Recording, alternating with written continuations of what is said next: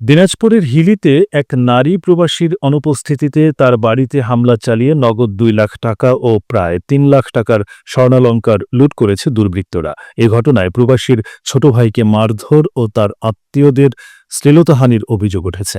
ঘটনাটি ঘটে হাকিমপুর উপজেলার মধ্য বাসুদেবপুর মাঠপাড়া গ্রামে। হংকং প্রবাসী মায়া বেগমের অনুপস্থিতিতে রোববার সন্ধ্যায় একদল দুর্বৃত্ত গেট ও দরজা ভেঙে বাড়িতে ঢুকে ভাঙচুর চালায়। লুটের সময় বাধা দিতে গেলে তার ছোট ভাই ইনসাফ আলীকে মারধর করা হয়।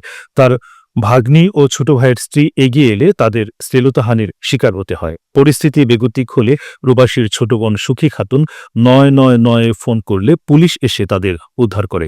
আহত ইনসাফ আলীকে স্থানীয় হাসপাতালে ভর্তি করা হয়েছে।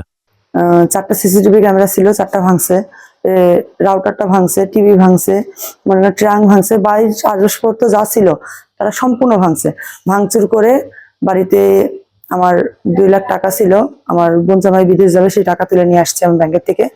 আমার সোনার জিনিস ছিল সব, ওরা ট্রাঙ্ক ভাঙচুর করে সবকিছু লুটপাট করে এভাবে নিয়ে গেছে। আমি বাসায় ছিলাম না, আমি, আমার হাজবেন্ড, আমার মা, 3 জনা বাসার বাইরে ছিলাম। এই সুযোগে এরা বাসায় এসে বাসা লুটপাট করে।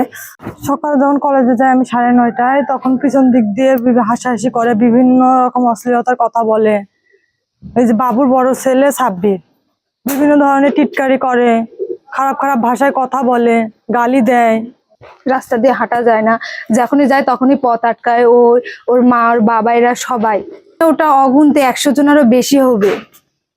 মানে বাসায় যে পিঁপড়ে থাকবে সেই জায়গাটাও নয়, অনেক লোকজন আসছে।